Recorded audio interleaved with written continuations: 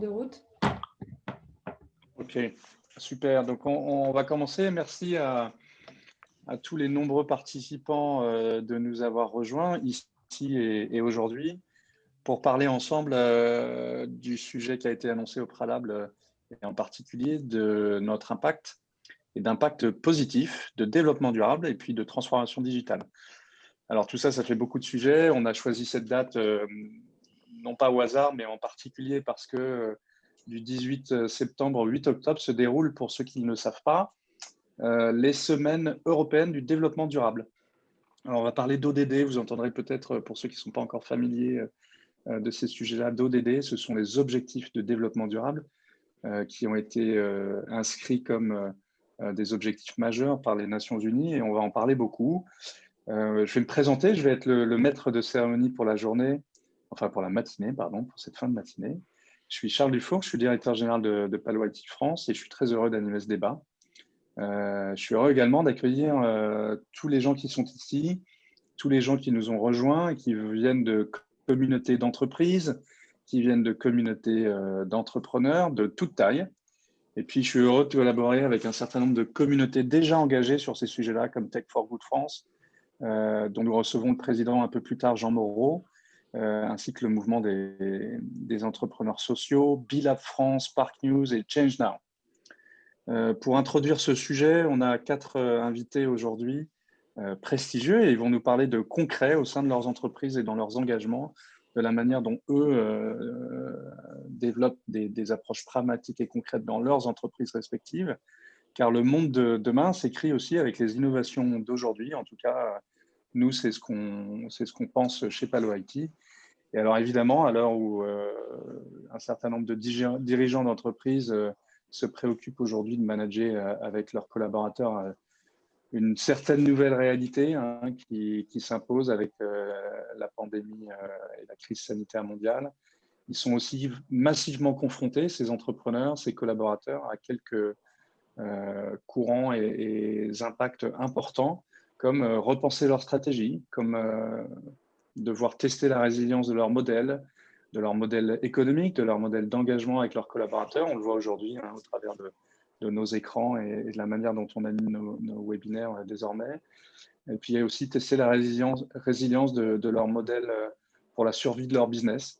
Et enfin, aussi réenvisager la manière dont ils fabriquent, dont ils délivrent leurs produits et leurs services à plus long terme. Donc, sur les 17 objectifs de développement durable dont je parlais tout à l'heure, en fait, finalement, l'ONU apporte d'une certaine façon une grille de lecture d'un futur que chacun d'entre nous espérons durable et qui devient responsable de nos engagements dans nos entreprises pour le monde et pour la planète. Alors, certaines entreprises sont évidemment pionnières et c'est pour la raison pour laquelle on a invité 4 personnes à parler aujourd'hui. Et elles construisent leur stratégie de business à horizon 2030 pour imaginer des nouveaux produits, des nouveaux services, les produits et les services de demain. Et bien entendu, les technologies sont un levier important pour créer des nouvelles expériences pour les clients de ces entreprises, pour leurs collaborateurs, en utilisant par exemple des plateformes, des services et un mot qu'on entend beaucoup en ce moment qui est la transformation digitale. Alors, la transformation digitale, ce n'est pas un mot galvaudé, elle s'ancre de manière assez concrète dans un certain nombre de nos entreprises et de nos projets. Eh bien, l'objectif de ce webinaire aujourd'hui, c'est au travers des témoignages de nos invités, c'est de vous partager des exemples concrets de comment certaines entreprises sont d'ores et déjà engagées dans cet élan. Alors, je vous propose de présenter nos invités aujourd'hui au nombre de 4, tout en vous rappelant que au travers de ce webinaire, vous avez la possibilité de poser vos questions dans un espace de partage dans cette plateforme et on reviendra à la fin du webinaire sous la forme d'un Q&A pour prendre et répondre à vos questions. Alors, on ne pourra peut-être pas répondre à toutes vos questions, mais en tout cas, on prendra le soin d'essayer de répondre à un maximum d'entre elles. Donc, voilà, les questions, c'est à partir de maintenant dans la plateforme Zoom. Pour ceux qui ont accès au chat, vous pouvez y poser vos questions et on tâchera d'y répondre à la fin. En attendant, donc, je vais laisser la parole à nos invités pour qu'ils puissent se présenter. On va peut-être commencer par Manuela Cunha Brito. Si tu veux bien te présenter et nous parler un peu de qui tu es et de ce que tu fais. Ensuite, on passera au suivant. Merci Charles et bonjour à toutes et à tous. C'est un vrai plaisir d'être là avec vous ce matin. Merci aussi à Palo IT de m'avoir invitée. Donc, je suis Manuela, la cofondatrice des GoTech Lab, qui est une entreprise qui aide les innovateurs à répondre aux grands défis de notre époque, renverser les changements climatiques, tout en permettant à tout le monde de s'épanouir.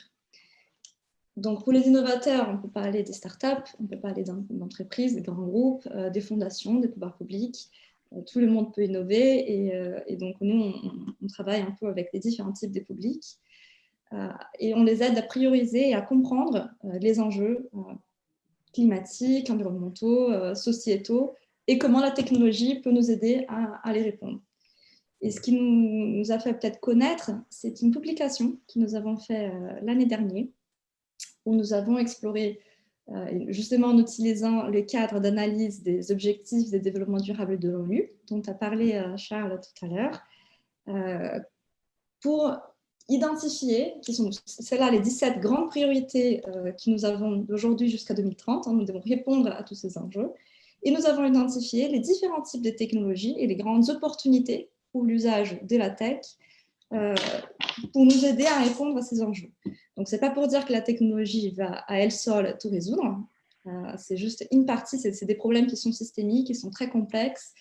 Mais la technologie, elle peut sans doute faire un effet de levier et nous aider à arriver plus vite. Donc, nous avons identifié différents types de technologies. Par exemple, l'usage de la biotech, donc utiliser les bactéries pour faire de nouveaux types de protéines ou de nouveaux types les bactéries pour de nouveaux types de produits, des colorations pour les vêtements ou des algues pour le nouveau type de plastique ou des algorithmes pour identifier la bonne combinaison des plantes qui peuvent remplacer ou décarboner un peu notre alimentation aujourd'hui, ou la blockchain pour mieux gérer la supply chain de nos matériaux. Donc, c'est vraiment un spectre assez large d'innovation que nous avons identifié. À la fin, je crois que c'était à peu près 180 opportunités de technologie et à peu près 500 exemples concrets des startups et d'innovations qui aident à les répondre. Et tout ce travail-là, en fait, il était inspiré par beaucoup de recherches, de lectures, mais aussi par une série d'interviews avec 450 innovateurs des 30 pays différents et qui nous a permis aussi de grandir un peu nos réseaux et de discuter et avoir des perspectives assez diverses sur ces thèmes. Et donc, j'espère m'inspirer un peu de tout ça, de toute cette expérience et ces publications aussi, en quelque sorte, pour partager un petit peu avec vous ce matin. Voilà. Okay. Merci Manuela. J'ajoute que pour ceux qui ne l'ont pas lu, c'est un ouvrage remarquable qui s'appelle, j'espère pas faire de bêtises, mais Aux frontières de l'impact tech. Super. Christian, si tu veux bien, donc Christian Châteauvieux, je te laisse te présenter, dire d'où tu viens, ce que tu fais et pourquoi tu es là aujourd'hui. Merci Charles. Donc moi également, je suis très heureux de pouvoir participer à cet échange et merci encore pour cette invitation. Donc je travaille au sein de Xapa. Xapa, c'est une entreprise à mission dont la raison d'être est de concevoir et de mettre en œuvre des solutions évolutives permettant de créer des modèles opérationnels plus résistants, plus inclusifs et plus compétitifs. On a 3 pôles d'activité. Une activité de conseil en management stratégique, de la RSE, donc la responsabilité sociétale et environnementale de l'entreprise, en lien avec le développement durable. On a une entité d'investissement et d'innovation en financement. Notamment, on travaille sur des thématiques d'investissement à impact. Et on a une activité de plaidoyer pour tenter de mobiliser différents acteurs dans l'optique d'accélérer leur contribution aux ODD, donc aux objectifs de développement durable de l'ONU. Et à ce titre, nous publions de manière régulière des blogs, des publications, des briefing papers gratuitement sur notre site internet xapa.org. Alors moi, me Super. concernant, l'intersection du numérique et de l'impact, qu'il soit social, sociétal, environnemental, est un sujet qui me tient particulièrement à cœur. J'interviens chez Xapa en tant que consultant en développement durable, mais aussi en expertise sur les sujets du numérique. Et je suis également en charge du développement d'une solution technologique qui sera intégrée au sein d'un programme d'investissement à impact que construit Xapa et qui sera à destination d'agriculteurs opérant sur des filières d'approvisionnement industriel fragmentées dans des pays en développement. Mon background, c'est un background d'ingénieur en informatique au départ, avec une vingtaine d'années dans le secteur, en passant par des toutes petites startups à des très, très grandes entreprises.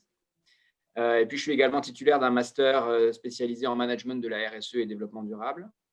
Et donc, voilà, je suis très intéressé d'aligner finalement mes compétences passées à cette thématique qui m'est chère. Je vous parlerai aussi un peu plus tard du projet dans lequel Xapa compte utiliser de la tech for good. Et en fait, ce projet, il part du constat que 80% des cultures vivrières mondiales sont produites par des petits exploitants agricoles qui n'arrivent souvent pas à vivre de leur profession. Ils sont souvent exclus des services financiers, des services d'assurance, ce qui, du coup, les empêche d'investir dans leur exploitation. Et de ce fait, ils sont encore plus vulnérables aux aléas du climat, du marché. Et dans certaines zones du monde, et en particulier les pays en développement, un pourcentage important d'entre eux, parfois même 40% d'entre eux, vivent sous le seuil de pauvreté. À Xapa, on pense qu'il est possible d'améliorer considérablement les moyens de subsistance de centaines de milliers de petits exploitants agricoles dans ces pays, tout en aidant les grandes entreprises industrielles qui dépendent de leur culture de réduire leurs risques, et le tout dans un cadre, dans un modèle économique qui est sain, respectueux de l'environnement et performant sur le plan social. Donc, on conçoit des approches qui créent des synergies entre les agriculteurs, les groupes industriels et les institutions financières, et en tirant parti du numérique pour accélérer et massifier le déploiement de programmes de formation aux meilleures pratiques agricoles et de pouvoir vérifier l'impact réel de ces programmes, encore une fois, grâce à des outils numériques. On appelle ce programme SUTI pour Scale Up, Training, Traceability and Impact. Je reviendrai dessus un peu plus tard. Merci, merci Christian. Je passe la parole maintenant à Cédric de Palo IT, si tu veux bien te présenter. Alors Cédric est parmi la communauté qui nous a rejoint, est basé assez loin, et je pense que tu vas en parler pour nous expliquer où tu es et ce que tu fais. Oui, bonjour à tous, merci Charles. Alors oui, je suis basé à Singapour en effet. Alors moi je suis responsable de l'innovation chez Palo IT au niveau global.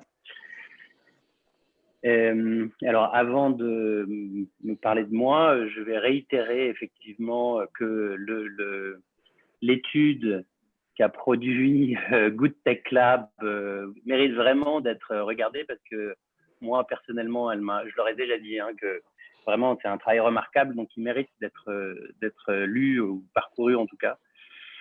Parce que ça donne vraiment des clés pour comprendre effectivement comment la tech peut participer à l'amélioration de la société. Donc ça c'est super. Et alors cet outil aussi, je pense que on sera amené sans doute à parler davantage ensemble parce que ici notamment on fait des programmes un peu similaires, à travailler directement avec des fermiers et des pays qui sont autour de Singapour pour essayer de comprendre effectivement comment on peut repenser les business models, mobiliser des écosystèmes pour améliorer les conditions de vie des fermiers concrètement. C'est là où est le plus gros impact qu'on identifie. Et en l'occurrence, c'est un projet sur lequel je suis engagé en ce moment. Alors moi, effectivement, donc je suis responsable de l'innovation. Ça veut dire pas mal de choses, notamment donc il y a un programme que je porte en ce moment qui occupe l'essentiel de mon temps et qui s'appelle Regenesis et qui vise effectivement à accélérer notre capacité à avoir un impact positif. Donc à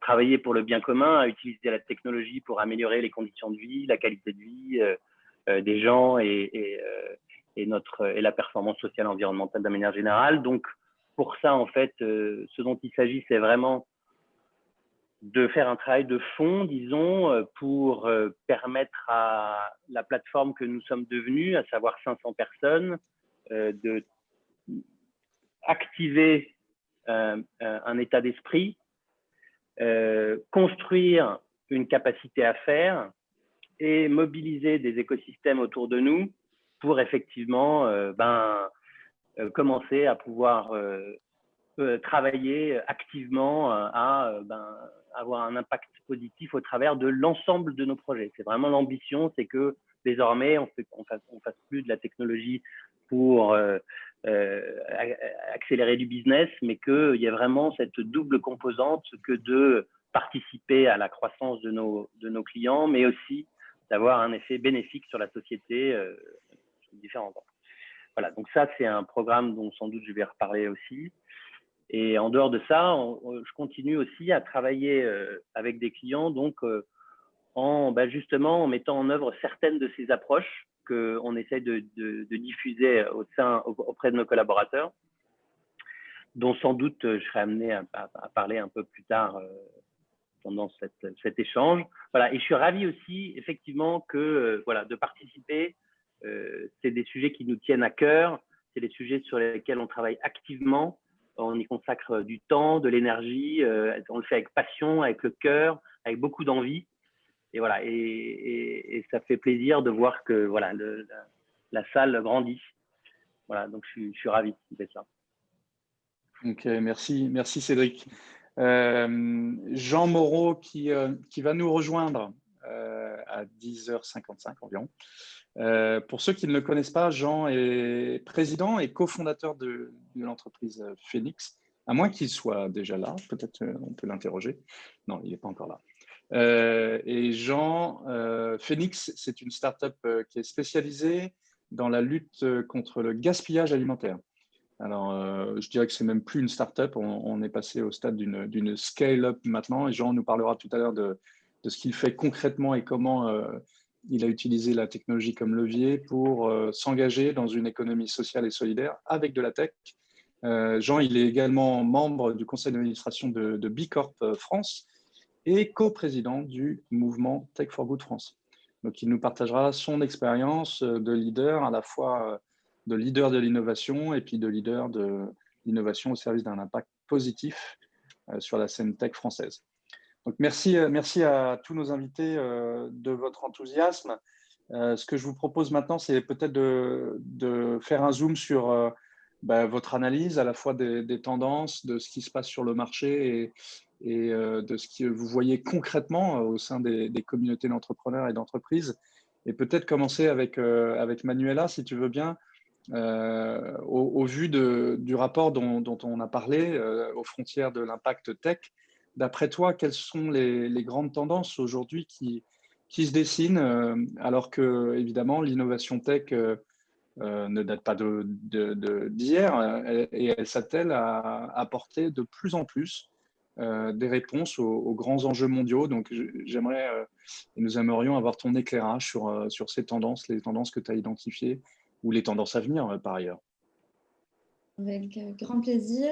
Effectivement, je vous invite à aller sur le site de Good Tech Lab, qui est goodtechlab.io, et télécharger les rapports. Il y a un accès libre. Il faut juste laisser vos mails et vous recevrez les documents. Donc, je vous invite après à l'explorer plus en détail. Comme je l'ai dit, on a fait une recherche qui est un petit peu plus longue. Je ne vais forcément pas exploiter tous les sujets ici pendant cette discussion et ces panels, mais je peux vous parler peut-être de quelques tendances que nous avons identifiées déjà à l'époque du rapport. Et en fait, de plus en plus, on s'aperçoit que pour certaines, ça s'accélère aujourd'hui. La première, par exemple, c'est la question de la climate tech et à quel point ça grandit comme thème, comme sujet, comme thème d'intérêt pour plusieurs acteurs. En termes de chiffres, il y a un rapport récent de PwC qui a montré qu'en fait, ça grandit de 84% par an depuis 2013. Et du coup, aujourd'hui, ça représente 60 milliards de dollars, ces secteurs. Et probablement, la tendance est de voir croître de plus en plus. C'est-à-dire, c'est un montant déjà significatif quand on parle de 60 milliards, ce n'est pas négligeable, mais ça reste quand même très petit par rapport aux besoins que nous avons de décarboner notre économie, de faire les changements profonds pour atteindre l'accord de Paris d'ici les prochaines années, c'est-à-dire rester en bas des 2 degrés d'augmentation de température. Donc vraiment, l'effort il doit être gigantesque. Il faut diviser par 2 les émissions de carbone par décennie d'ici jusqu'à 2050, si on veut y arriver. Et en fait, je pense que cette prise de conscience, même des grands dirigeants, que l'effort il est important, il va impacter aussi leur business et que du coup, il y a de plus en plus en intérêt sur ce thème, avec des groupes qui commencent à faire des commitments, c'est manifesté aussi sur tout ce qui est le net zéro. Je pense que ça aide à driver un peu le marché dans ces directions aussi. Nous avons vu beaucoup d'annonces récemment des différents groupes des plus grandes ou moyennes tailles sur ces sujets. Et pareil, de la part des gestionnaires de fonds. Même des plus gros gestionnaires de fonds du monde aujourd'hui, des fonds de pension, etc., qui disent aujourd'hui, on ne va plus investir sous des assets qui sont liés à des technologies plutôt anciennes, qui créent du mal à la planète, qui émettent trop de carbone. Donc, on va s'intéresser déjà à tout ce qui est ESG, c'est-à-dire certains investissements qui ne font pas de mal pour la planète et qui prennent en compte des questions environnementales, sociales et des gouvernances. Mais de plus en plus, on va en intérêt à investir sur ce qui est vraiment innovant et surtout à impact et qui a du potentiel d'apporter des solutions. Parce qu'il y a un grand potentiel des marchés là-dedans. Il y a des études qui montrent en fait que c'est 12 000 milliards de dollars d'opportunités pour répondre aux objectifs de développement durable de l'ONU.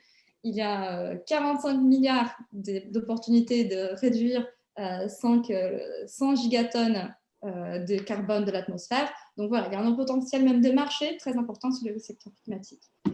Après, il y a aussi du coup une prise de conscience des fondateurs, des jeunes talents, qui veulent aussi, eux, travailler dans ces secteurs plutôt innovants, mais aussi plutôt conscients de la planète. Et donc, on voit toute cette énergie qui est dirigée donc à une innovation plus positive. Et finalement, quelque chose qu'on voit aussi, peut-être qu'on peut dire déjà une tendance, c'est la tendance des croissances du secteur de la deep tech.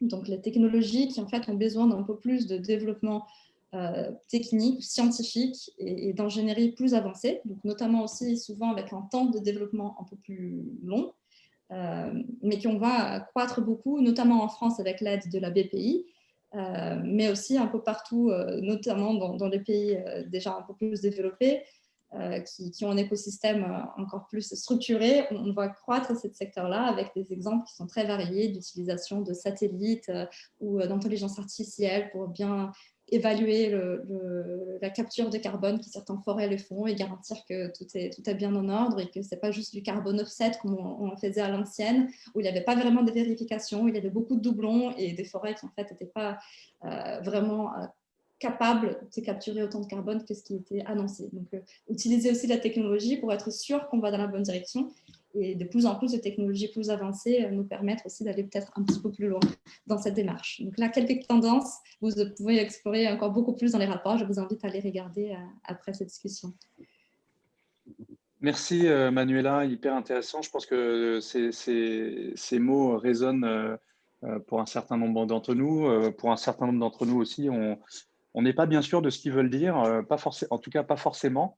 Et donc, on a besoin je pense de s'acculturer sur ces sujets-là pour bien comprendre ce qui se passe sur nos marchés. Alors, j'ai vu que Jean était arrivé, donc il va pouvoir désormais se présenter, même si j'ai déjà fait l'introduction. Jean, je t'ai présenté ainsi ton entreprise, mais ça tombe bien puisque tu es là. Tu es l'un des leaders en fait finalement sur les questions d'innovation à impact positif, et puis ton entreprise Phoenix incarne ça de manière spectaculaire, en tout cas sur la scène tech française. Tu es aussi membre du conseil d'administration de Bicor France, comme je présentais tout à l'heure, et coprésident du mouvement des entrepreneurs Tech for Good et de nombreux autres mandats, notamment au sein des entrepreneurs sociaux. Tu échanges beaucoup aussi avec nos décideurs politiques et notamment autour de l'intégration de la tech dans le plan de relance de l'économie, qui est un sujet récent, Quels sont, alors j'ai envie de poser deux questions. D'abord, peut-être si tu le souhaites, te présenter rapidement, présenter ce que fait Phoenix. Et puis après, avoir, selon toi, quels sont les problèmes à résoudre. Alors, c'est une vaste question pour une transition écologique et sociale qui soit viable. Donc, avoir ton éclairage sur ce sujet-là. Avec plaisir. Ça passe bien? On a des difficultés à t'entendre. Attendez. Attendez, je vais changer de... Ça va mieux, ça va mieux. Je vais essayer un autre. Vous me dites, hein. Est-ce que c'est mieux là? Le son est très bon. On ne te voit pas, mais on t'entend. Là, c'est bon? Ouais. Non, on bon, te ok, voit bon, on va toujours pas. commencer Mais, comme ça. Alors, attendez. C'est bon. On va faire un petit... Allez, cool, c'est parti. Bon, bah, merci pour cette intro. Bonjour à tous et ravi d'être là. Et donc, moi, effectivement, j'ai deux casquettes, celle de celle de président de Phoenix, cofondateur de Phoenix, qui est une entreprise, comme tu l'as dit, qui est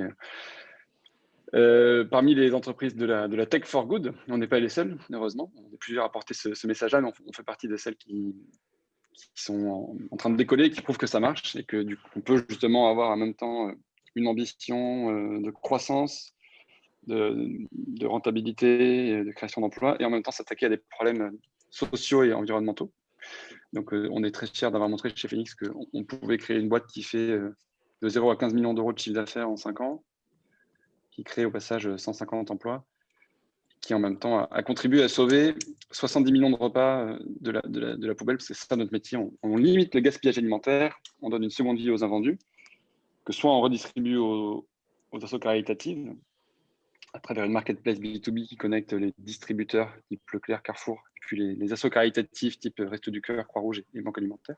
Et puis on a aussi une application mobile grand public que vous pouvez tous télécharger et qui permet à chacun de s'engager au quotidien contre le gaspillage et de racheter des paniers d'invendus à prix cassé chez les commerçants autour de chez soi. Donc tout ça pour montrer qu'en fait, l'opposition entre le non-profit, le secteur non marchand, des assos, qui représentait un peu le for good historiquement, et puis le capitalisme traditionnel et toutes les limites qui vont avec, cette opposition-là, elle est un peu artificielle dorénavant, elle est un peu dépassée. Et on est content de montrer avec toute une génération d'acteurs. Il y en a plusieurs, il y a des back market, il y a des Hello Asso. On est plusieurs à montrer qu'en fait, il y a une voie médiane, Microdon aussi, Recyclivre, dans laquelle on peut avoir à la fois de la tech, de l'impact et de la croissance. Donc moi, donc ça c'est pour Phoenix. À côté de ça, j'ai la casquette de coprésident de Tech for Good France. Donc on porte effectivement à la fois en plaidoyer et puis en visibilité pour l'écosystème et en crédibilisation de l'écosystème, les sujets de Tech for Good, parce que je pense que c'est précisément ça l'enjeu pour répondre à ta question.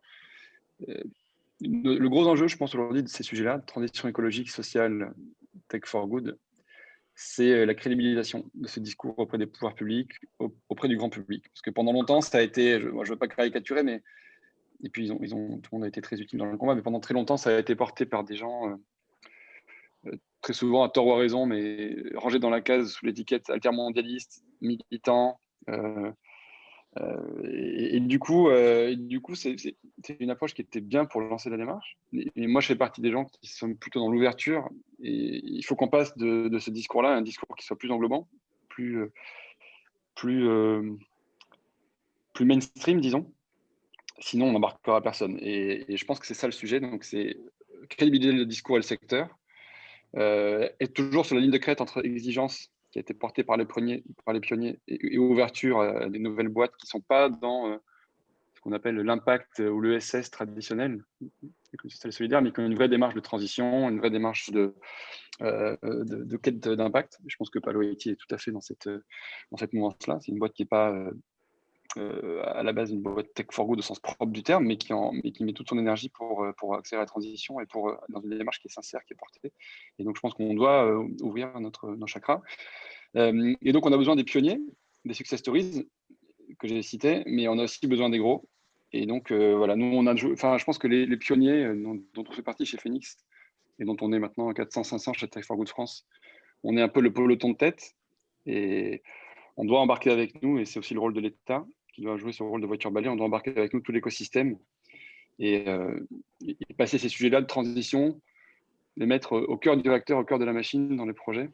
C'est plus pendant très longtemps le développement durable et les sujets de RSE, de CSR, de sustainability, ils ont été logés ou cornerisés dans une direction développement durable ou dans une fondation parfois, qui était assez déconnectée du cœur du réacteur.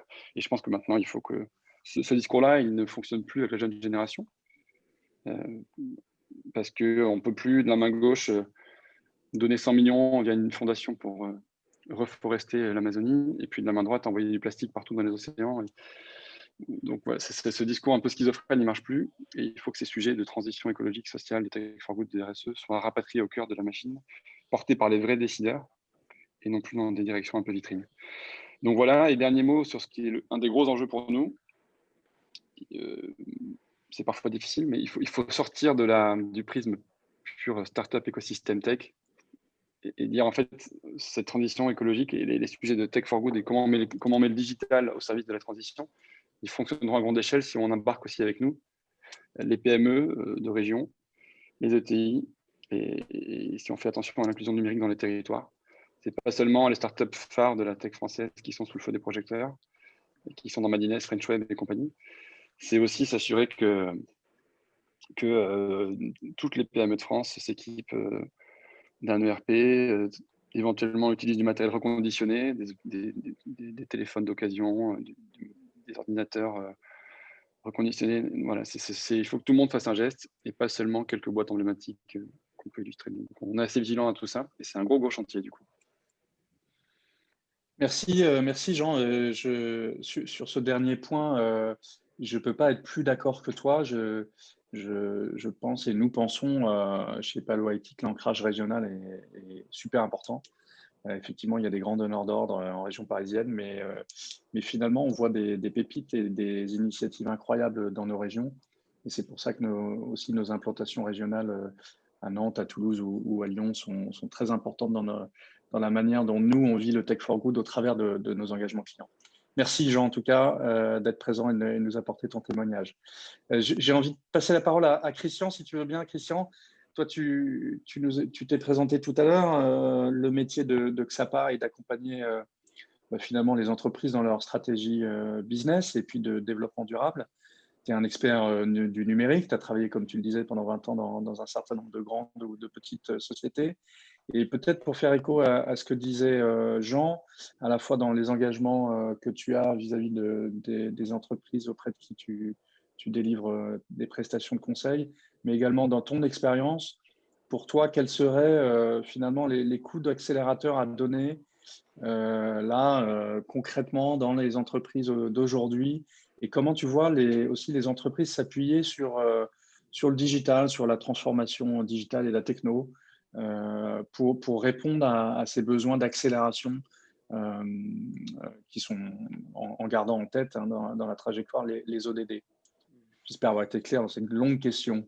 Oui, merci pour la question, Charles. Effectivement, les coups d'accélérateur à donner, ils sont nombreux, tant nous sommes loin du compte et déjà très en retard en fait, pour atteindre collectivement les objectifs de développement durable.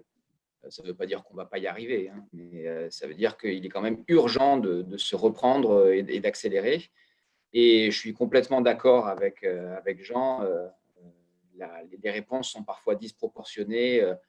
À titre d'exemple, le Haut Conseil pour le climat en France déplore la disproportion des engagements de l'État face aux enjeux du réchauffement climatique.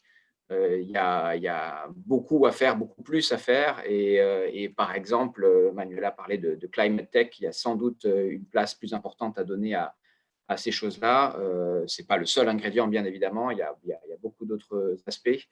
Mais bon, voilà, on a souvent des États qui sont un peu à la traîne, des individus, des citoyens qui se tournent encore trop vers les États, en dépit effectivement de magnifiques innovations dont Phoenix est une très très belle illustration. Hein. Mais donc on a des citoyens qui attendent et qui mettent de plus en plus les entreprises sous pression parce que quelque part ils considèrent que ce sont les entreprises les premières responsables de tout ça, et donc ils demandent à ce que ces entreprises augmentent ou accélèrent leurs contributions et d'apporter des réponses concrètes et rapides. Alors, La bonne nouvelle, c'est qu'il y a bien évidemment des ingrédients catalyseurs d'accélération pour atteindre ces objectifs de développement durable. Et effectivement, l'analyse qui est faite par le rapport de Good Tech Lab est très éclairante en la matière. Ce sont les mêmes ingrédients qui ont déjà fait leur preuve dans la mise en œuvre de changements de modèle business et de culture qui ont permis aux entreprises de s'adapter à un monde turbulent et changeant, où elles sont disruptées par leurs concurrents. Et voilà, ce sont finalement les outils du numérique et de la transfo digitale.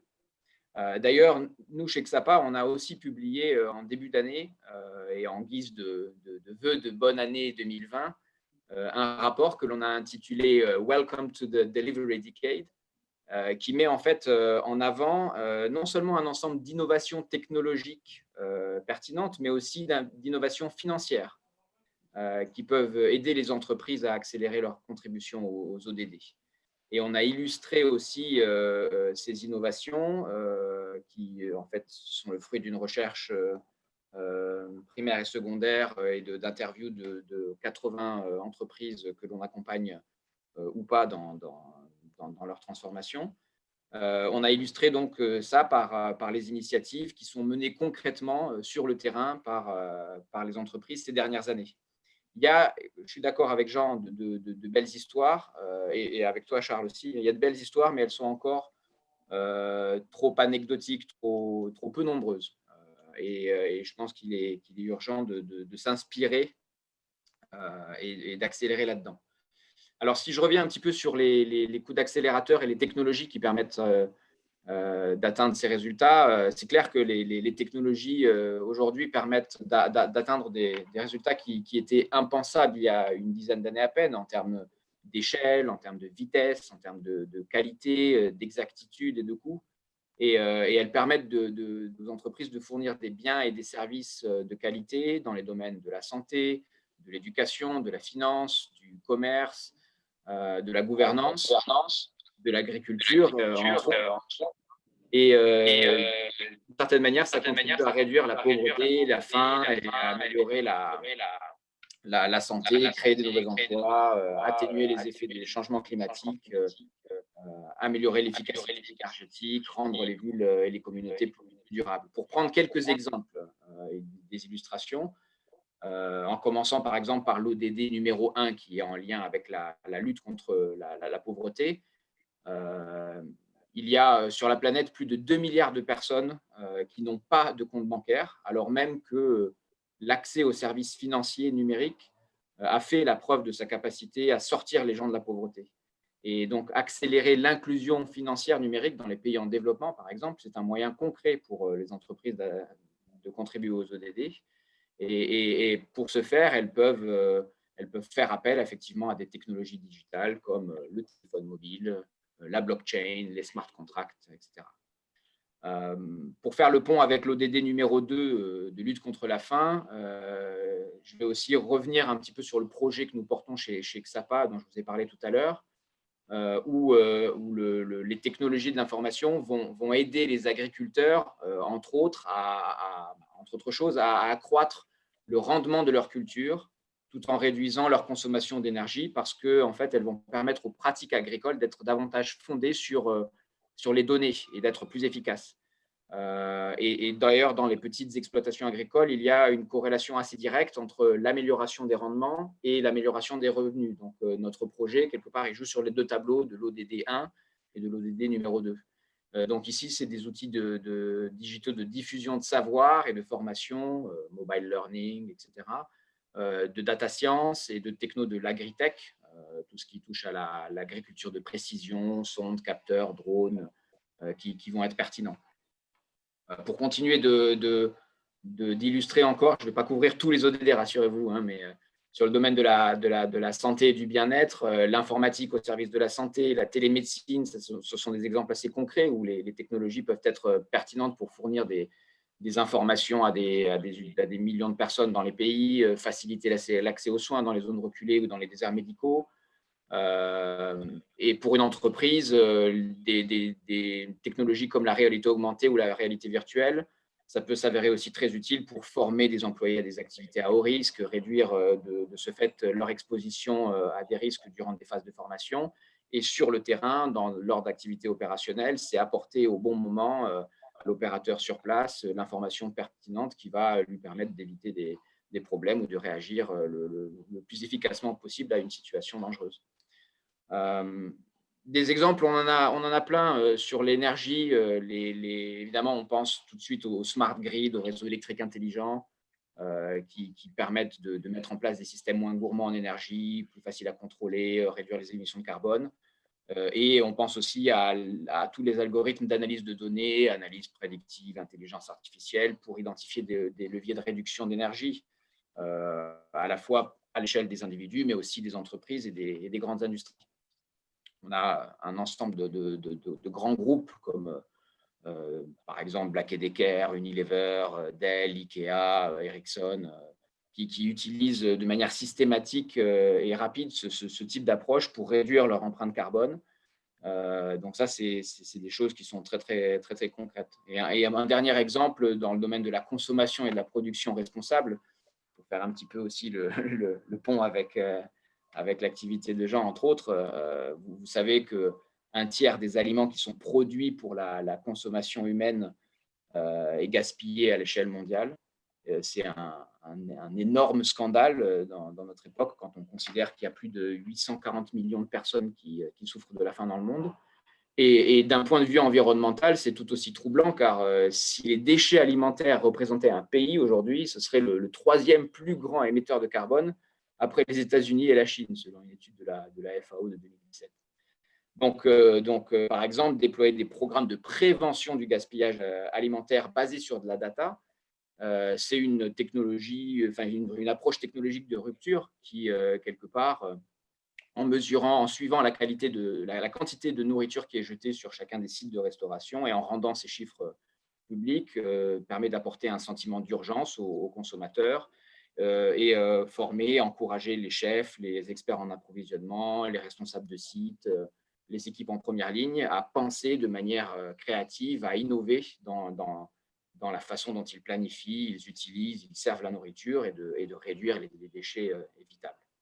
Donc, pour conclure et répondre à ta question, Charles, il y a tout un ensemble de thématiques sur lesquelles XAPA accompagne ses clients sur ces sujets. Il y a des thématiques qui nous sont chères, comme la gestion des droits humains dans les chaînes de valeur et notamment comment cartographier les risques de travail forcé, travail d'enfants dans une supply chain fragmentée, comment faciliter les remontées de données d'alerte tout en préservant l'anonymat des lanceurs d'alerte et garantir que ces remontées soient inaltérables, par exemple. Là, typiquement, blockchain est un bon candidat technologique. Voilà, il y a des choses qui sont importantes pour nous. Je pourrais parler de circularité, je pourrais parler de plein d'autres domaines. En tout cas, nous, chez XAPA, on aime les technologies.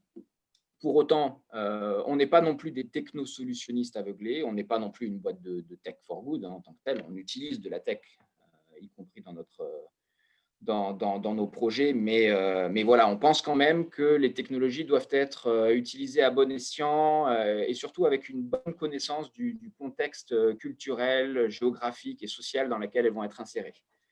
Parce qu'il faut faire attention à tout un tas d'aspects, les externalités environnementales induites par l'usage du numérique. Le virtuel n'a rien d'immatériel finalement. Il faut pas oublier que derrière le virtuel, il y a beaucoup d'énergie, il y a beaucoup de pollution. Il ne faut pas non plus négliger tous les obstacles liés à l'adoption des technologies, les fractures sociales. Voilà, il faut essayer d'anticiper au maximum les possibles effets rebonds. Donc, il y a un mot d'ordre simplement qui est le discernement. D'ailleurs, XAPA, finalement, ça veut dire discernement, en indien, Sioux. Donc, quelque part, on accompagne nos clients à y voir plus clair, à faire la part des choses, à trier et à utiliser avec discernement ces technologies lorsqu'ils élaborent leur stratégie en matière de RSE et de contribution aux ODD. Évidemment, on commence toujours par ce qui est le plus prioritaire. Chaque entreprise peut travailler sur les 17 ODD, mais notre recommandation, c'est quand même de de commencer au moins par identifier les ODD qui sont les plus stratégiques, les plus prioritaires pour une entreprise, en partant généralement d'une analyse des enjeux les plus matériels de l'entreprise vis-à-vis de ses parties prenantes, à la fois internes et externes, et de la stratégie de l'entreprise. Et évidemment, dans la construction de cette grille de priorisation, le dialogue avec les parties prenantes est capital là aussi. Et là aussi, des technologies digitales permettent de faciliter les choses, notamment dans le contexte que l'on connaît aujourd'hui, où on ne peut plus, où les déplacements et les rencontres sont restreints. Voilà, je m'arrête là, par souci de temps, mais j'espère que j'ai répondu à ta question. Effectivement, on pourrait en discuter pendant de longues heures, mais merci de ton balayage au travers des différents secteurs d'activité et technologies dont tu parles, ça dans l'énergie, dans le transport, la finance, l'agriculture, la consommation. Je pense que tu as fait un exploit, c'est de ticker en quelques minutes l'ensemble des buzzwords de la planète tech du moment. Donc, bravo pour ça. Avant de poursuivre, peut-être on fait une petite pause pour faire réagir peut-être Manuela, Cédric ou Jean. J'ai vu qu'il y avait une question qui concernait Phoenix sur le chat. Avant de continuer sur le Q&A, est-ce que tu souhaites y répondre tout de suite parce que la question est la suivante, c'est mais finalement Phoenix, comment ça marche, comment ça gagne de l'argent? Oui, c'est une bonne question. Je sais pas si l'objet du webinaire, c'est de décortiquer le modèle Phoenix, mais avec plaisir pour en dire 2 mots, si ça vous dérange pas. Donc nous, Phoenix, en fait, c'est une bonne question, hein, cela dit. On lutte contre le gaspillage alimentaire. Et donc, je l'ai dit, notre métier, c'est d'amener nos clients, qui sont essentiellement des distributeurs de tout format, supermarchés, hypermarchés énormes ou petits magasins de proximité, à la fois un primeur ou un Franprix ou une brioche dorée, une boulangerie de quartier. On les amène sur la route du zéro invendu, zéro déchet alimentaire. Et donc pour ça, on a 3 solutions pour donner une seconde vie à leurs invendus, c'est-à-dire tous les produits qui arrivent en fin de parcours, en fin de vie. À partir de J-2, J-1, déjà on a un outil digital qui s'appelle Phoenix Date et qui permet en rayon, en magasin, d'identifier le périmé. C'est-à-dire que le chef de rayon a une alerte lorsqu'un produit arrive en fin de charte fraîcheur, à partir de J-3. Et à partir de ça, c'est la première brique de notre service tech. Et une fois que notre outil Phoenix Date a repéré le périmé en question, on le bascule dans la suite de solutions Phoenix de seconde vie. Donc, on est plutôt une solution aval. Et donc, en premier lieu, c'est poussé aux consommateurs à travers une appli mobile, grand public, que je vous invite à télécharger encore une fois, qui s'appelle l'appli Phoenix. En second lieu, et donc là, on prend une transaction, on prend 1 euro par transaction, grosso modo, enfin 83 centimes hors taxe pour être très précis. Mais le modèle de base, c'est un Biocoop, un Franprix ou un primeur ou un boulanger de quartier qui va pousser dans un panier d'invendus 12 à 15 euros de valeur, qui sont des produits en date courte et donc qui sont promotionnés à 5 euros. Vous, en tant que consommateur, vous faites du click and collect, vous vous connectez sur l'appli, vous payez vos 5 euros, vous récupérez un panier qui en vaut 3 fois le prix. Et nous, on prélève 83 centimes et on verse le delta au magasin. Et pour lui, il y a 3 intérêts. Le premier, c'est qu'il fait de l'argent sur des produits que jusqu'à maintenant il détruisait, qui fait un revenu additionnel. Le deuxième, et c'est très important pour lui, c'est qu'il fait ce qu'on appelle du drive to store, qui fait venir en point de vente des gens qui derrière vont peut-être faire la suite et fin de leur course sur place. C'est un gros enjeu pour le retail physique. Donc c'est là que le digital peut aider aussi à faire revivre les commerces de quartier et à driver du flux en point de vente physique.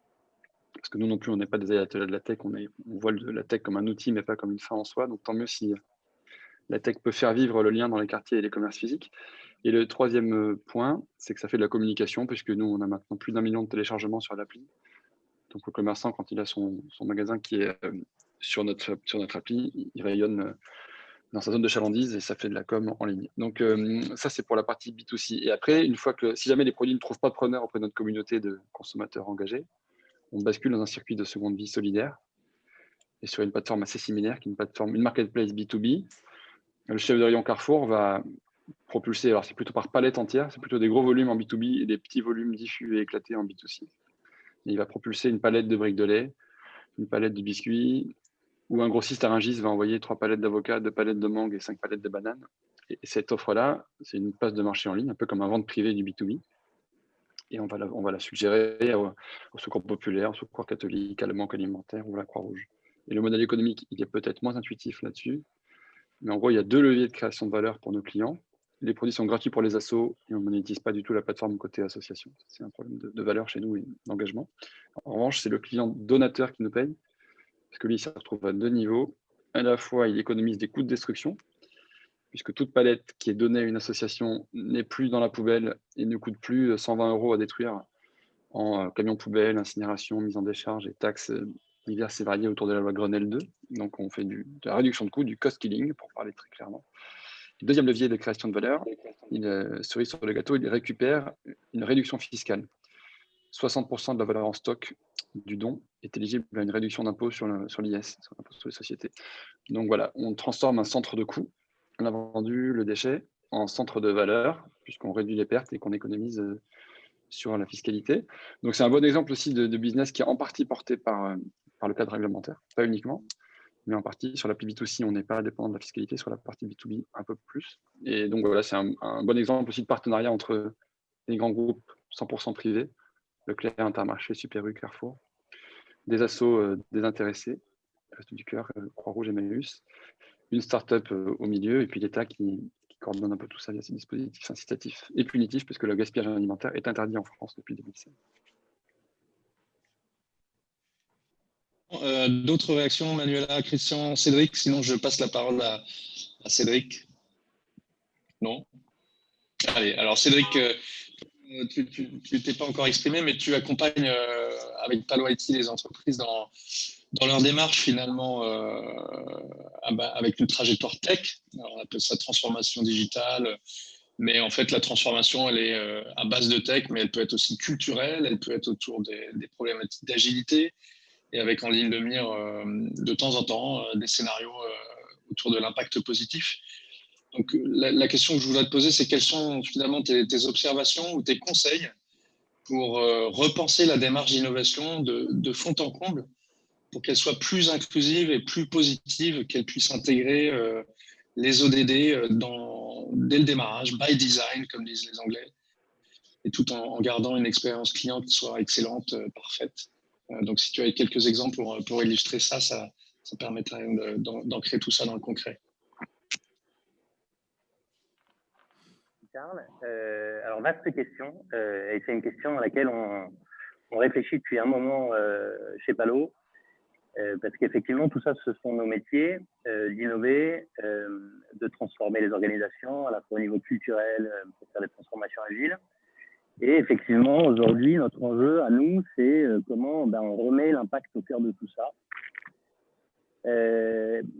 Et donc, on a fait pas mal de travail de recherche pour essayer vraiment de comprendre comment ça pouvait marcher, tout ça.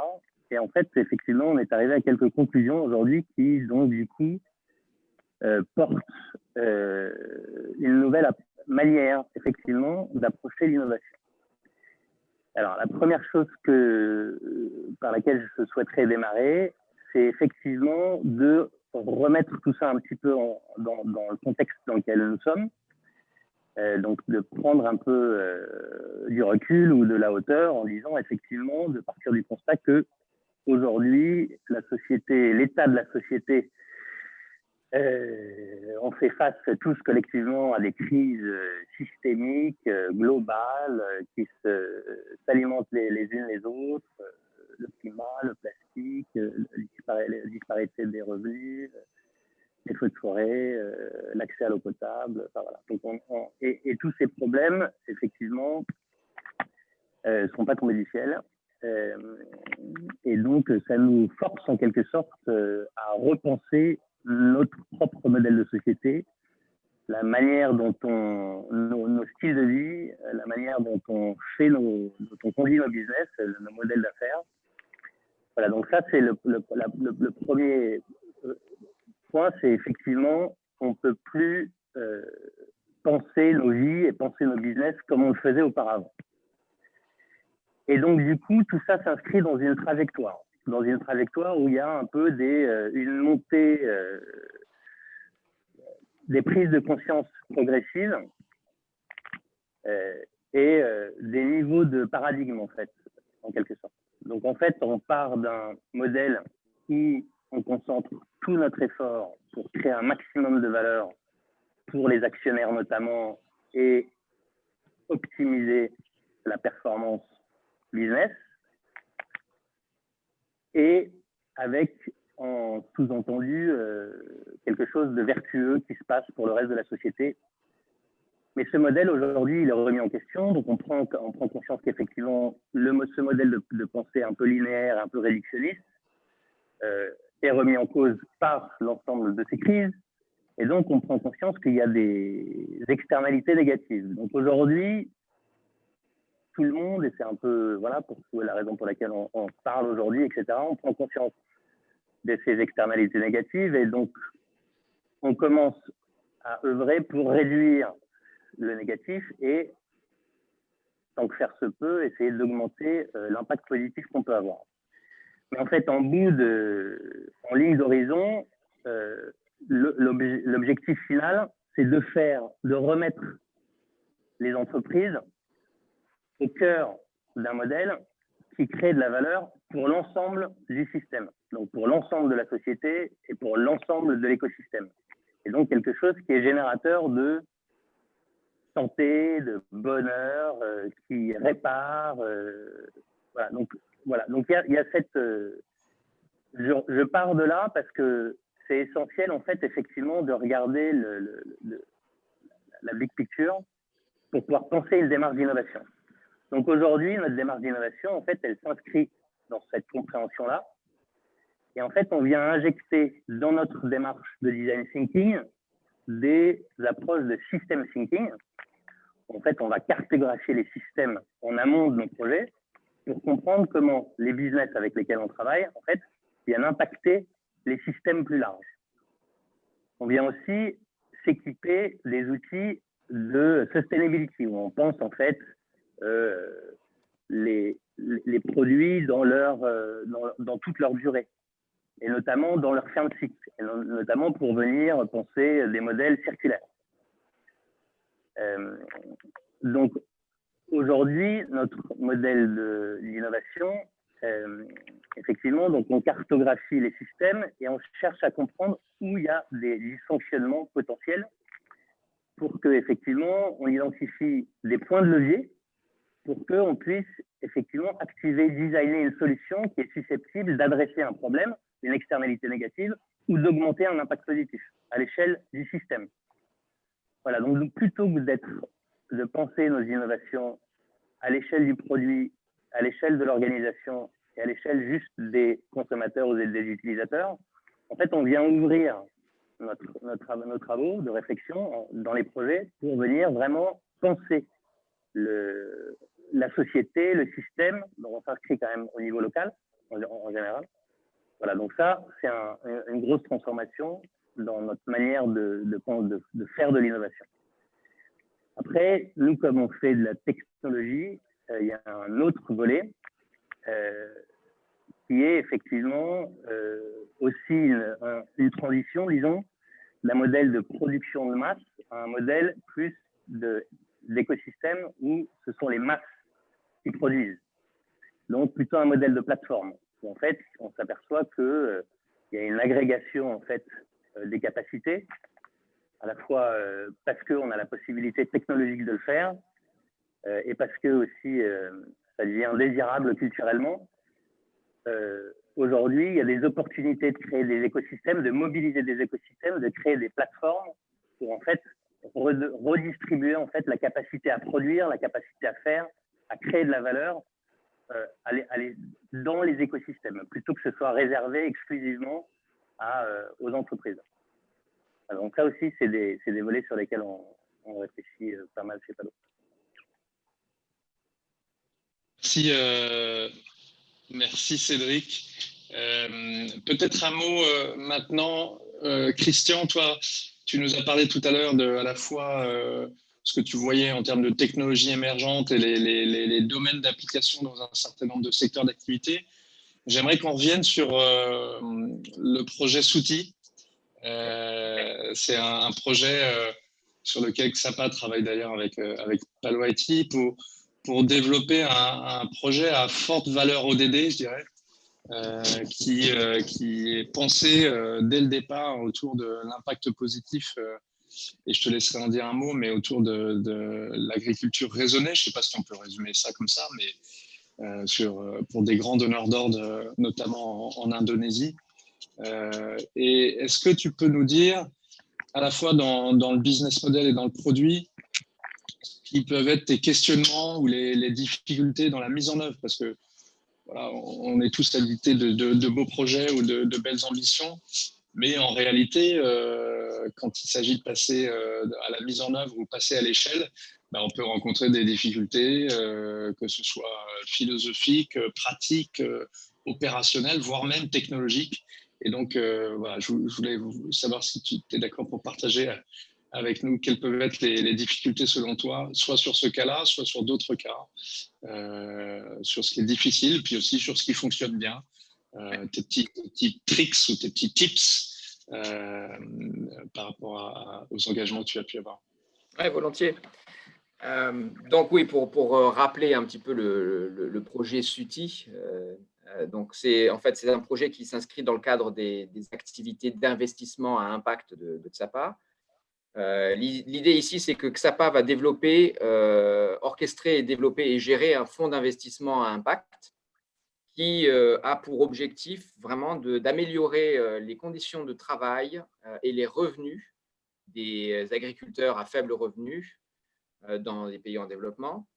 Ça va aussi viser à améliorer les impacts environnementaux de leurs activités à travers le déploiement de programmes de formation, en fait, du capacity building à grande échelle. Et effectivement, là, le terme échelle sera très, très critique pour nous dans notre business model et puis surtout pour s'assurer que l'impact que l'on vise soit effectivement au rendez-vous. Donc, on n'est pas une start-up, mais on aura besoin effectivement de monter à l'échelle et ça, c'est un sujet de questionnement sur lequel, de travail important sur lequel je reviendrai tout à l'heure.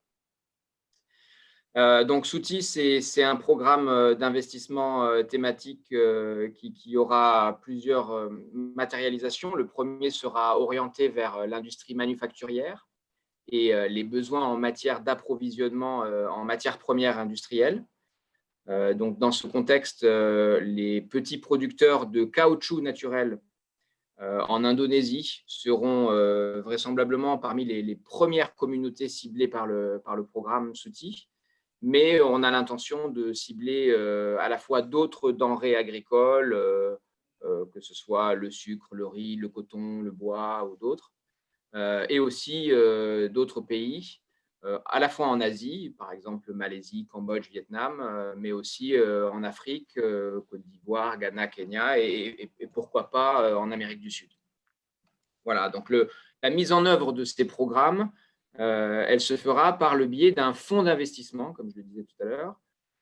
Ce fonds permettra en fait de fédérer des investisseurs, d'une part, des acheteurs industriels et locaux et internationaux, d'autre part, et le tout dans un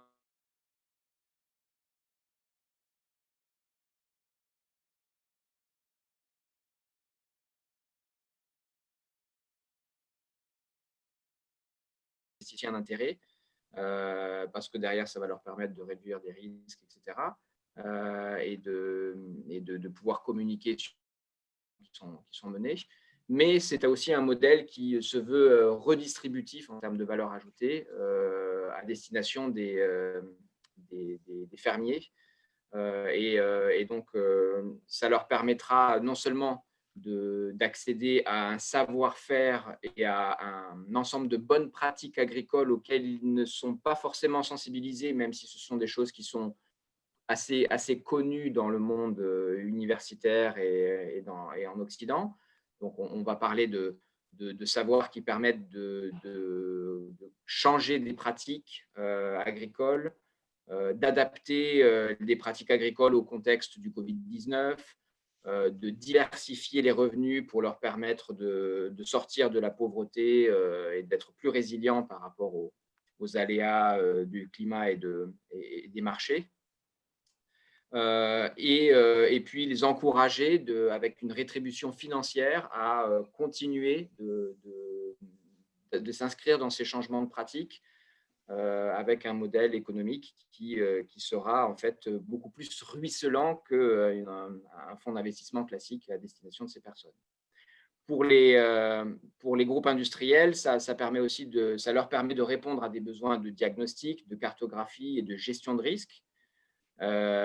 Et c'est important pour ces groupes-là parce qu'ils doivent être capables de rendre compte de leurs efforts en lien avec la réduction des risques sociaux sur les populations vulnérables, par exemple les problématiques de travailleurs migrants, de respect de droits humains, etc., mais aussi de lutte contre la déforestation, qui sont des choses de plus en plus visibles. Quand on parle, par exemple, du caoutchouc naturel, on n'est jamais très loin de l'huile de palme et de toutes les associations que l'on peut voir sur la déforestation sur ces sujets-là. Donc, le programme SOUTI, finalement, c'est un programme qui est très, très ambitieux, qui a vraiment une vocation à améliorer les conditions de travail des agriculteurs, promouvoir une agriculture durable, effectivement, réduire les émissions de carbone dans les chaînes d'approvisionnement au travers de meilleures pratiques. Il contribue du coup à différents ODD, l'ODD en lien avec la lutte contre la pauvreté, avec l'éducation de qualité, la décence au travail, la réduction des inégalités, la production responsable, les actions en faveur du climat. Voilà, donc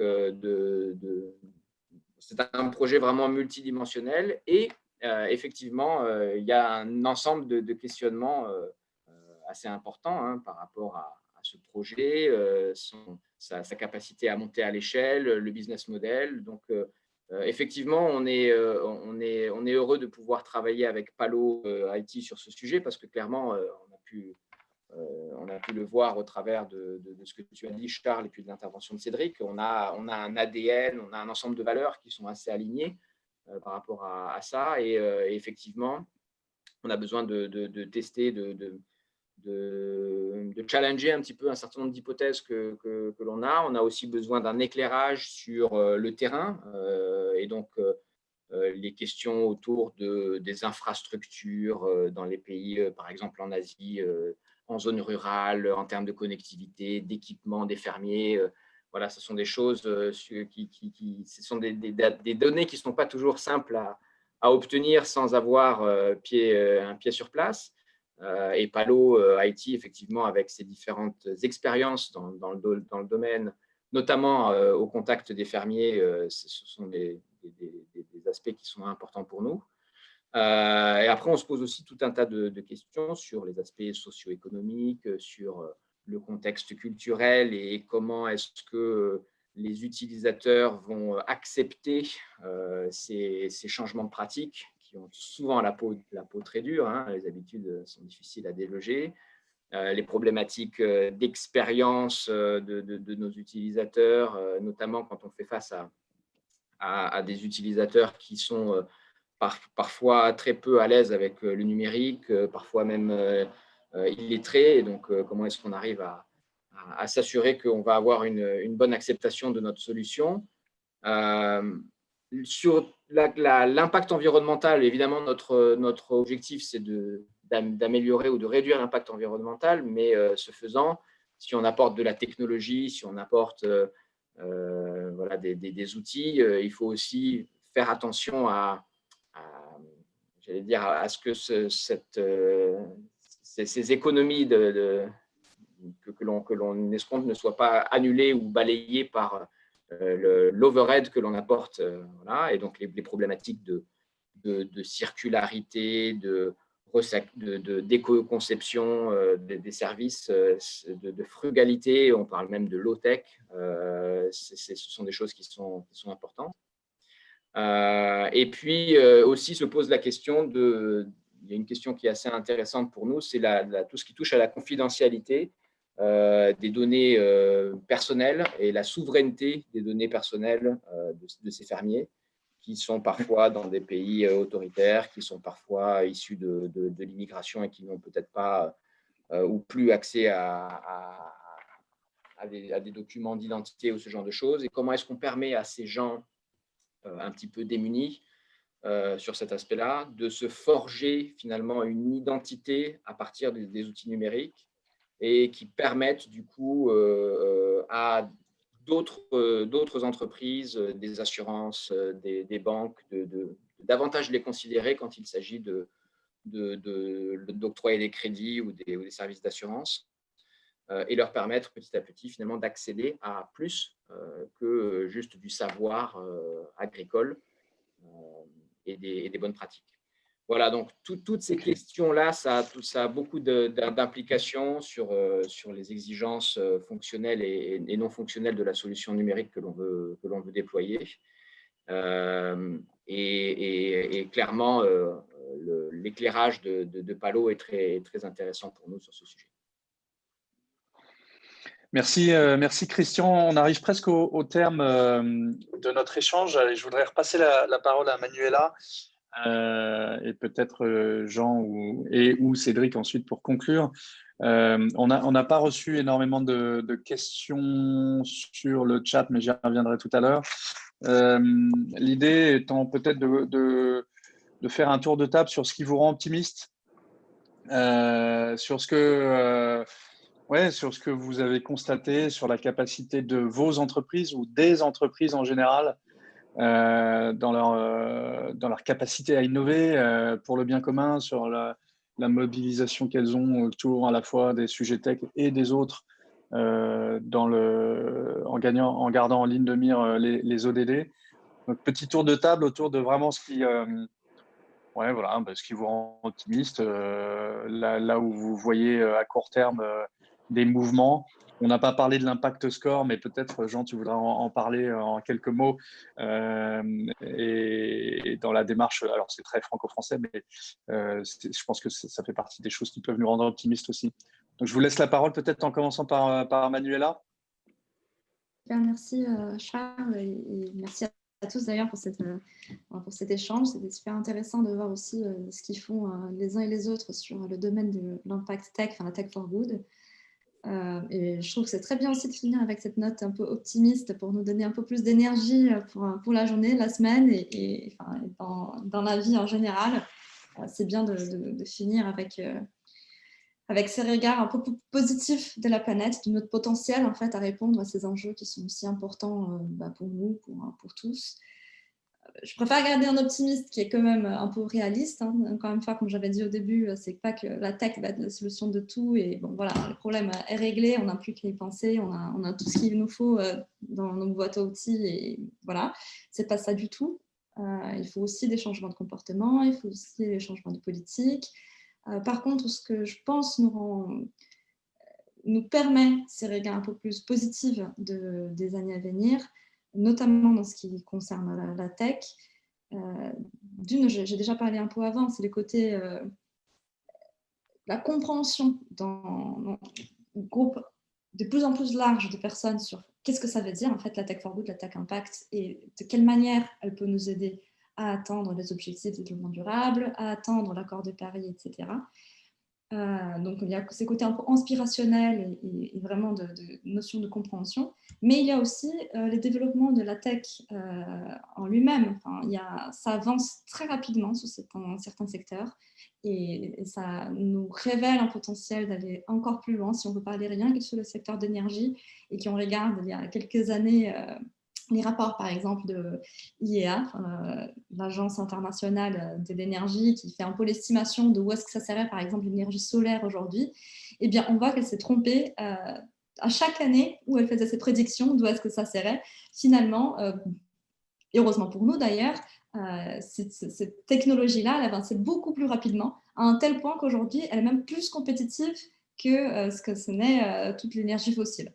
Donc, je pense qu'on peut espérer que cette même logique, elle va se répéter dans les différents secteurs, qu'on aura beaucoup plus d'intérêt à développer, que ce soit sur le secteur de l'agriculture qui a été mentionné tout à l'heure, des pratiques qui sont plus durables, avec des technologies qui vont nous permettre d'aller plus vite.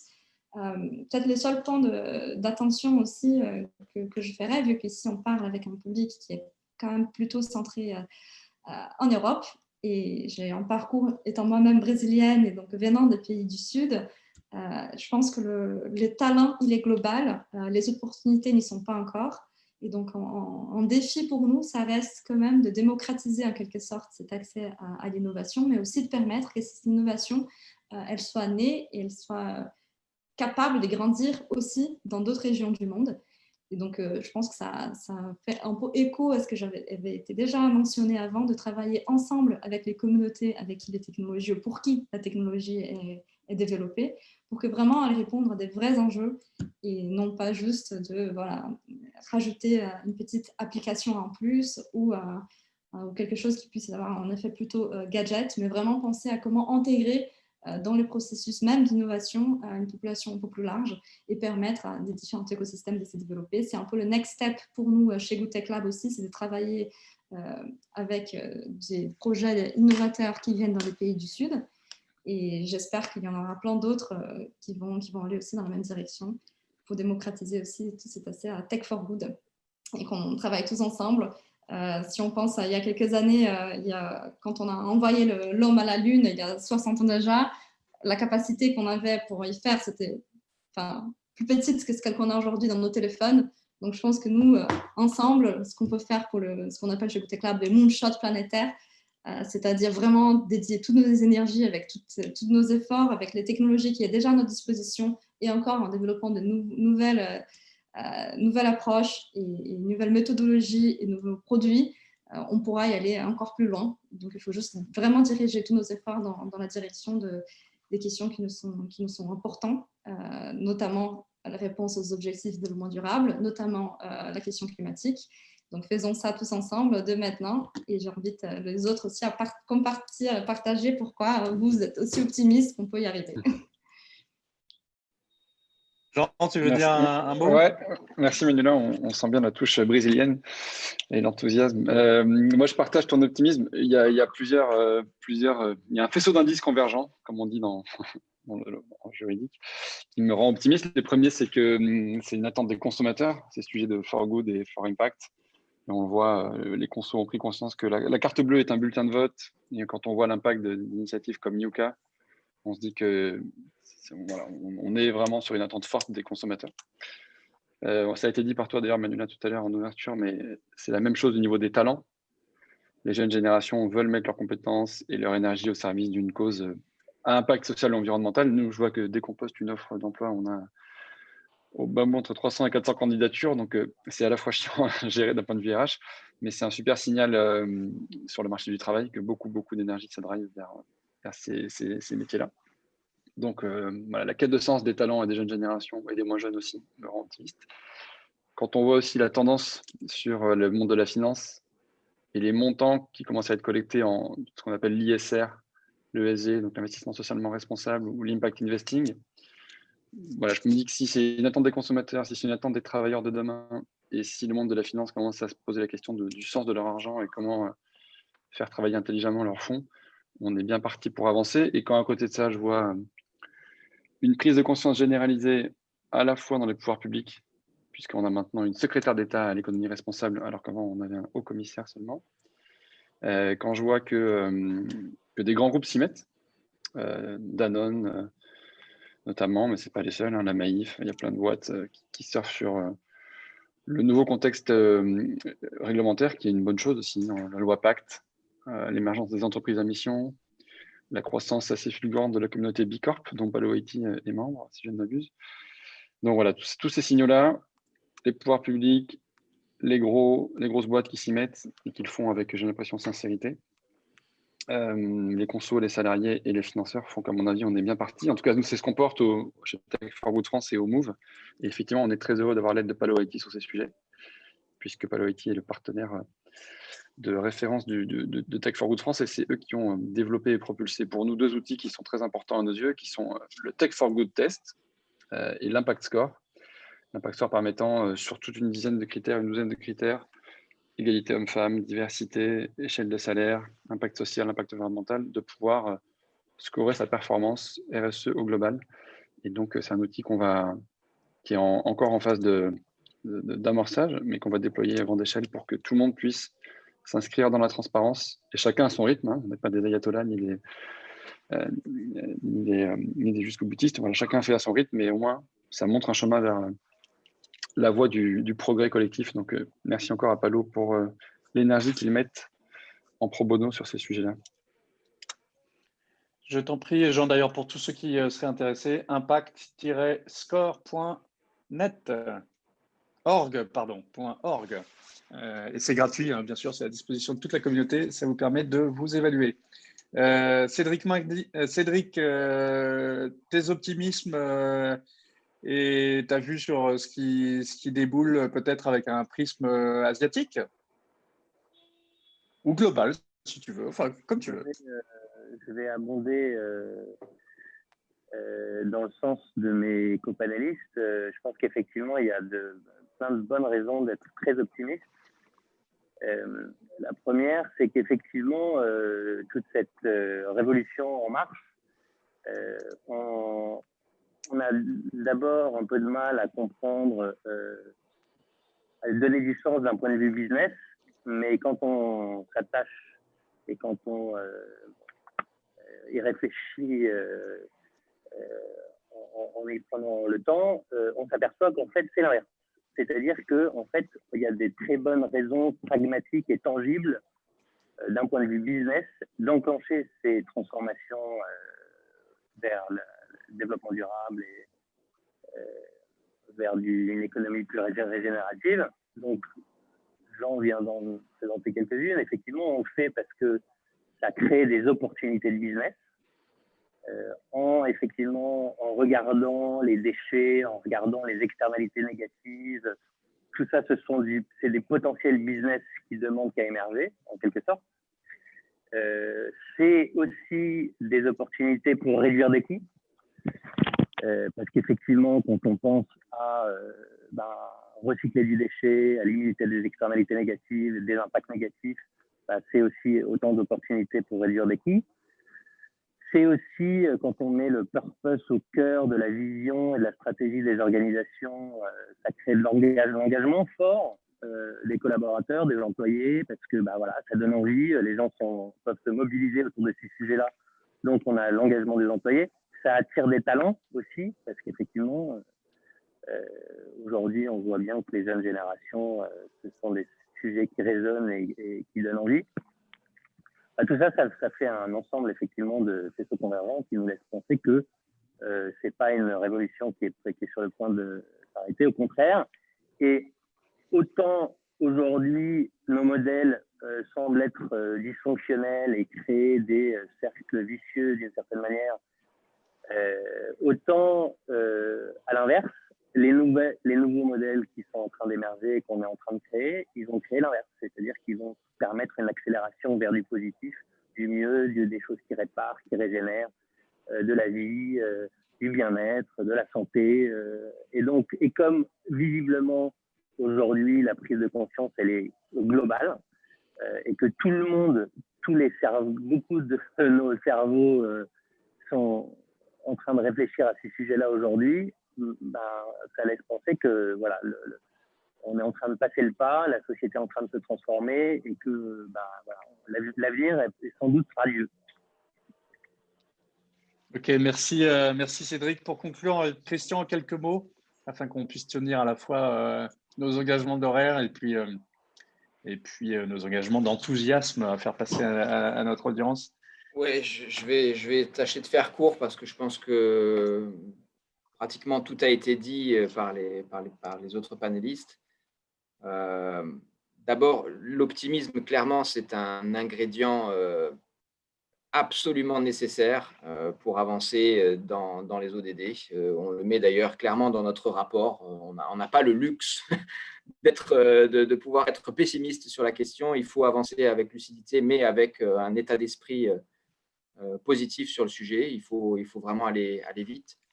Il y a effectivement des signes encourageants. Jean le disait tout à l'heure, la quantité de capital dans le domaine de l'investissement responsable et tout ce qui est et les modèles un petit peu innovants de finance, impact bond, social bond, blended finance, sont vraiment des choses encourageantes. On Donc, clairement, on voit qu'il y a un mindset qui est en train de changer dans le monde de la finance et qui va permettre de flécher des capitaux vers ce genre d'initiative. Ça, c'est quand même très encourageant, même s'il y a encore une marge de progrès importante. Mais voilà, nous, on pense que ces solutions-là sont vraiment critiques, au même titre qu'effectivement, l'innovation par la technologie est un ingrédient important.